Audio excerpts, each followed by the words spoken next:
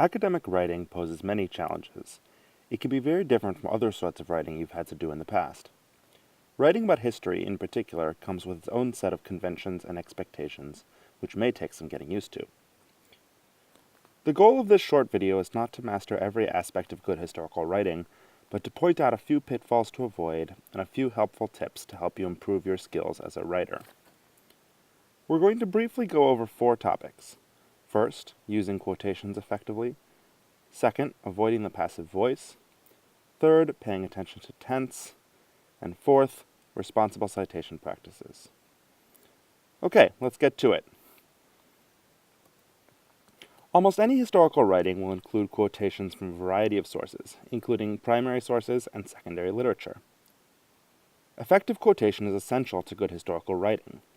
Illustrative quotations provide evidence for historical arguments, they provide fodder for analytical interpretation, and they offer our readers brief glimpses of the voices of the historical actors we study. Nevertheless, we are often tempted to quote too frequently or too extensively in historical writing. Remember that quotations do not speak for themselves. Never assume that your readers will interpret a quotation in exactly the same way as you do. A few simple guidelines will help you use quotations effectively. First, always provide sufficient context for your reader to understand the material from which you're quoting. Your reader should never wonder about the source of a quotation or why they're reading it. Second, paraphrase when you can, quote when you must.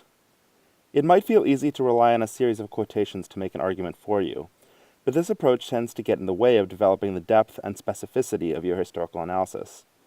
Instead of quoting repeatedly, paraphrase from your sources whenever you can, using your own words to communicate your analysis and argument clearly and succinctly. Reserve quotation for instances when you want to analyze or call attention to specific language or phrasing from your sources. If you quote sparingly, each quotation you use will pack a greater punch. Third, never quote without analysis or explanation. Historical sources do not speak for themselves. Make sure to explain why you think a quotation is important, how you've interpreted it, and how it supports your argument. Let's take an example. Pause the video for a moment and read this short passage.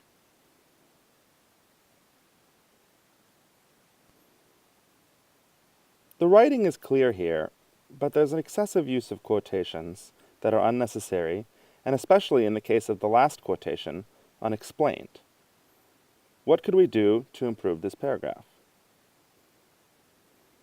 Perhaps we can paraphrase some of the unnecessary quotations and add greater explanations of the quotations that we do have. Here's a revised version of the passage. Pause the video for a second and take a look. There are a couple of ways the author has improved the paragraph. There are fewer unnecessary quotations, and the author has used paraphrasing to say some of the same things more effectively. And instead of leaving the last quotation without any explanation, the author has offered an interpretation of that quotation, explaining to the reader why it's important. Okay, on to tip number 2.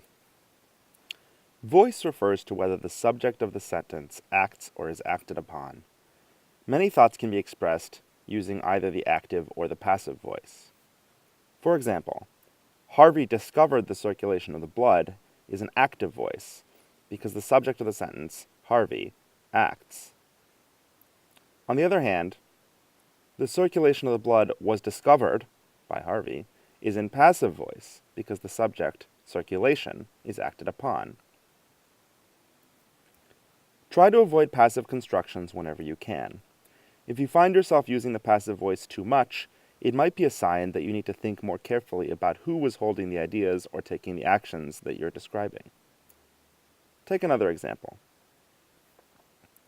As germ theory became more widely accepted around the turn of the century, many policies were proposed that targeted individual germ carriers rather than unsanitary environments. This sentence is grammatically correct, but the use of the passive voice, policies were proposed, obfuscates who precisely was proposing the policies. It masks a lack of historical specificity. The author of this sentence would be a lot clearer if she used the active voice, stating who was making the proposals she describes.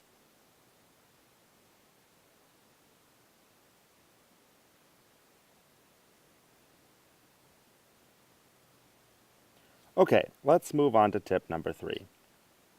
Another area that can trip up those who are new to writing about history is tense. In some disciplines, it's acceptable or even recommended to write about a text or describe the events in, say, a novel in the present tense. However, in historical writing, you should almost always use the past tense to describe past events and to analyze texts, documents, and other forms of evidence produced in the past. Using the correct tense to describe ideas and events will help you write more clearly. First, it's simply more accurate. Historians try to understand and analyze past events using evidence produced in the past. Describing such events as if they were ongoing in the present could be confusing to your reader. Second, using different tenses can help orient your reader to different types of claims. Using past tense, for instance, shows you are describing ideas or actions that happened in the past.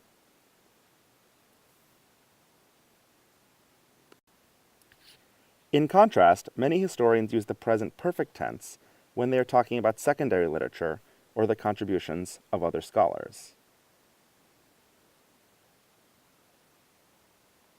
These tense differences can help your reader to tell the difference between when you're discussing historical events and when you're discussing the scholarly literature that has interpreted them.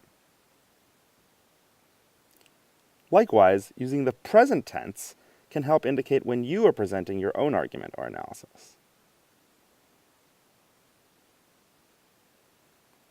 Above all, make sure that your use of the present and past tenses are clear and consistent throughout your writing. Tip number 4. Cite sources consistently and responsibly. In any form of academic writing, you must cite sources consistently. Careful citation is how historians show their work and acknowledge their intellectual debts to other scholars. Quoting, taking ideas from, or paraphrasing someone else's writing without proper citation constitutes plagiarism, a serious breach of academic ethics. If you'd like to learn more about avoiding plagiarism, we have a whole toolbox video that you can consult. But even students who know they are supposed to cite sources sometimes wonder how to do so appropriately. Historians use footnotes or endnotes rather than parenthetical notes to cite sources. There are several styles for properly formatting footnotes and bibliographies, but the most common style among historians comes from the Chicago Manual of Style, which is also a handy reference guide for almost any question you have about the mechanics of writing, from punctuation and grammar to commonly misused words and how to prepare a text for publication. CMS is available online and also as a Hopkins e-resource, which you can access through the library website. The Chicago Citation Guide is a primer on how to properly cite most kinds of sources in footnotes and bibliographies, including books, journals, newspaper articles, websites, etc. And if you have questions about how to best cite a source, you can always ask your instructor. So, to review, we've gone over 4 topics in this video: using quotations effectively, avoiding passive voice, paying attention to tense, and responsible citation practices. You can find additional resources for improving your writing at the links on the screen.